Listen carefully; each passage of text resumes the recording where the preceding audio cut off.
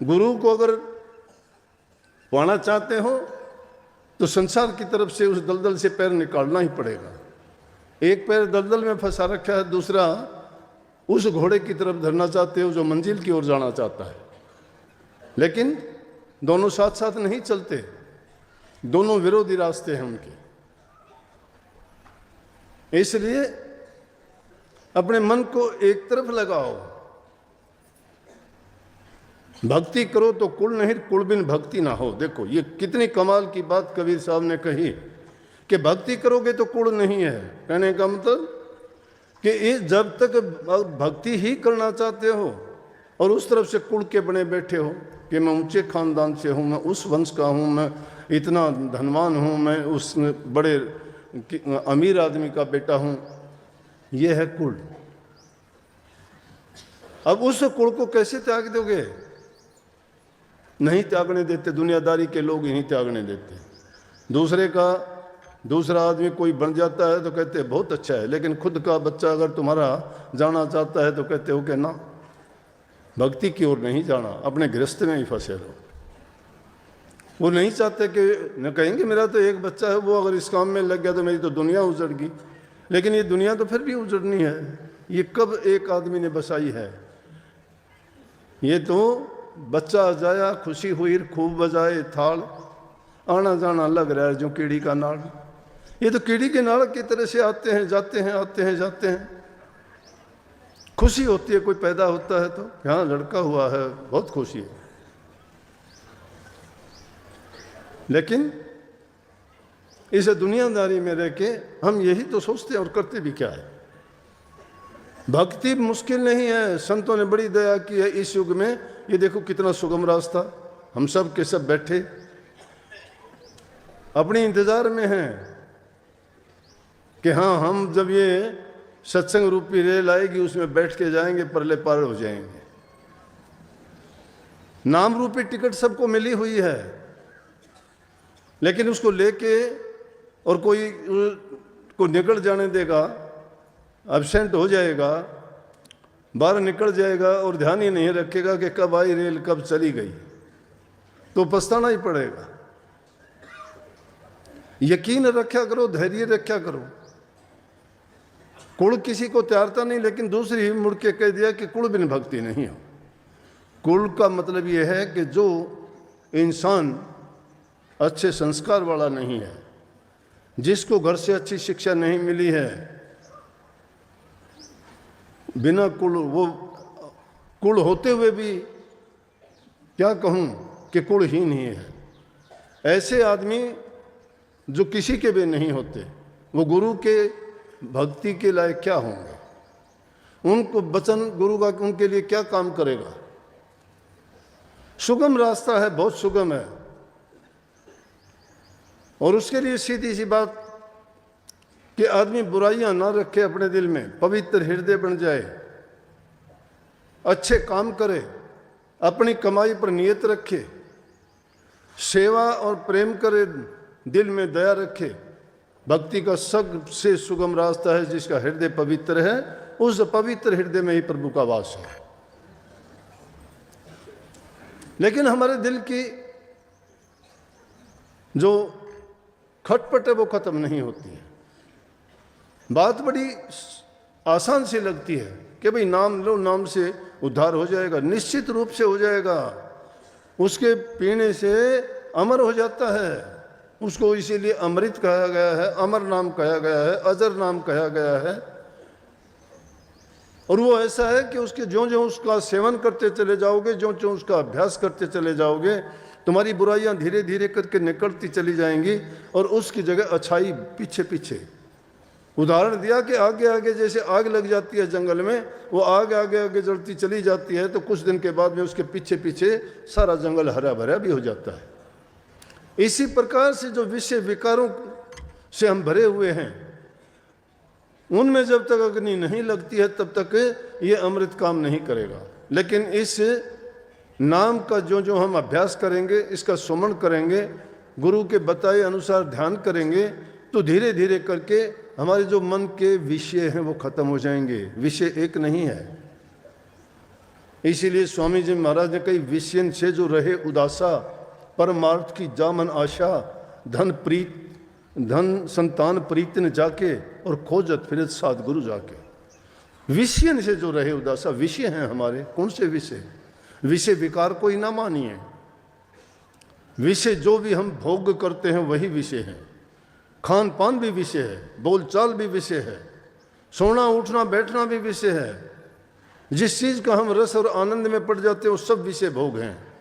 किसी को खाने का, किसी को नशे का, किसी को निंदा का, किसी को चुगली का, ये विषय है, ये विकार है, ये बुराइयां हैं, ये वो पाप कर्म है जो इंसान को डबोते हैं, गिरा देते हैं। लेकिन भक्ति के पथ पर चलते हो ना, तो इन बातों को सोच सोच के अपना स्वयं का निरीक्षण किया करो। सुगम रास्ता बताता हूं, अपना निरीक्षण किया करो कि मैं कितने गलत काम करता हूं, मैंने कितने पाप कर रखे हैं, क्या मैं उन पापों से साफ हो सकता हूं? जब आप ऐसा सोचोगे तो धीरे धीरे करके आपको आत्मग्लानि हो जाएगी। बताता हूं मैं, अगर कोई आपने भूतकाल में भी पाप किया, कितने मेरे पास आके कहते हैं मुझे माफ़ करो जी, मेरी गलतियों को क्षमा करो, मैंने बड़ी गलतियां की हैं। मैं भी गृहस्थी हूं आप जैसा, मैं जानता हूं क्या दुख है, मैं समझ जाता हूं क्या कहना चाहते हैं। मैं पूछता नहीं, मैं कहता हूं कोई बात नहीं, बेटी ताएं बिछा देर आगे की सुध ले। जो इंसान ये स्वीकार कर लेता है कि मैंने ये गलतियां की हैं, मुझे माफ़ करो, वो तौबा करना चाहता है, वो पवित्र बनना चाहता है, वो उन विषय विकारों को छोड़ देना चाहता है। और इस प्रकार से जो अपने दिल के मैल को धो डालता है वो पवित्र है, उसने उस नाम की कमाई करनी है। और जो अपने विषय विकारों को भी दबाता रहता है, छिपाता रहता है, और उसको छिपा के भी बाहर से दिखावा अच्छे का करता है, सच्चे का करता है, पवित्रता का करता है, भक्ति की डींग मारता है, ये नहीं सोचता कि मेरे हृदय में कितना पाप भरा हुआ है। जब तक वो हृदय पवित्र नहीं है और ये अवगुण भरे पड़े हैं, तब मैं कहता हूं भक्ति के आप नजदीक भी नहीं है। ये बोलना चलना पढ़ना गाना बजाना भी, ये भी विषय है,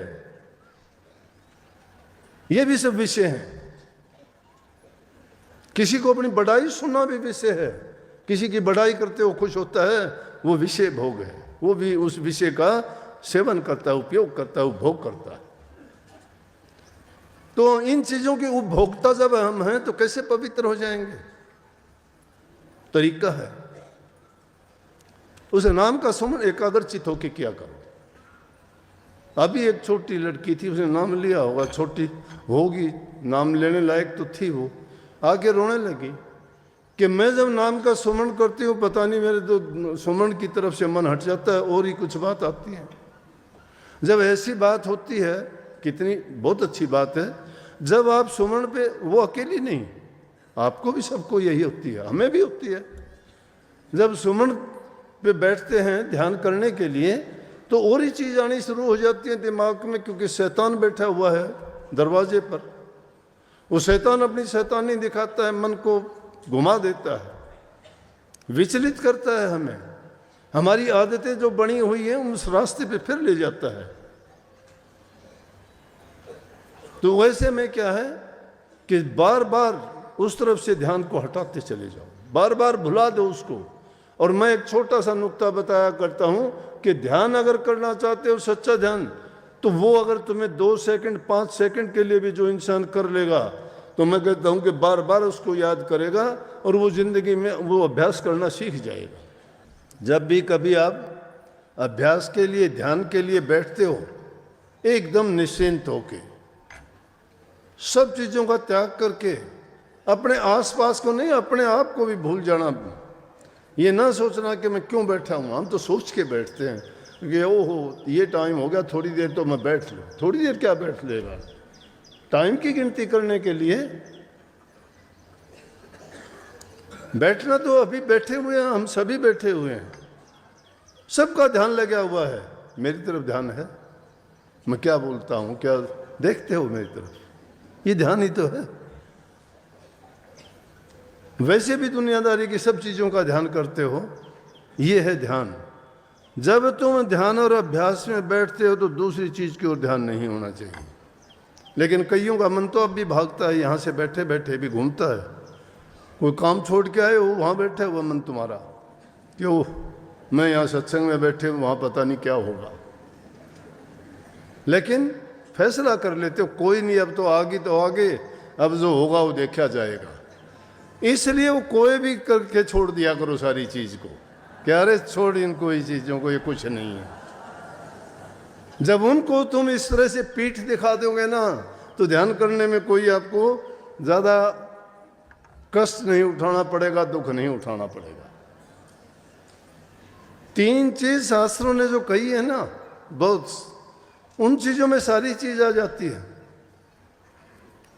कि भाई तन से सेवा करो, धन है तुम्हारे पास दान पुण्य करो, नेक काम करो, मन है तो इससे प्रभु के नाम का सुमन करो, अभ्यास करो, ध्यान करो। संत और नई चीज क्या बताते हैं? अरे उनके पास तो कोई दूसरी चीज ही नहीं है, उन्होंने जिसने अपनी जिंदगी में काम यही संभाला है उसी का ध्यान करते हैं, उनको चीजों की जरूरत ही नहीं है। आप सभी को राधा स्वामी जी। अगर आपको वीडियो पसंद आए तो please like share and subscribe जरूर करें।